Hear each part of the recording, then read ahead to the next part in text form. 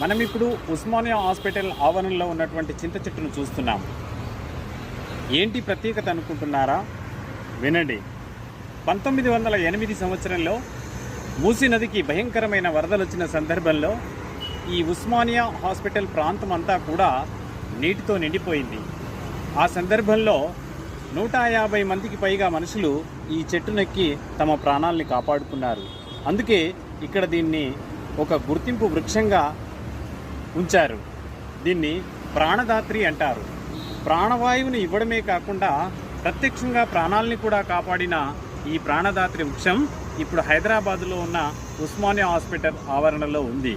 అందుకే వృక్షో రక్షతి రక్షిత అంటాము. వృక్షాలని మనం కాపాడుకుంటే వృక్షాలను మనల్ని కాపాడుతాయి.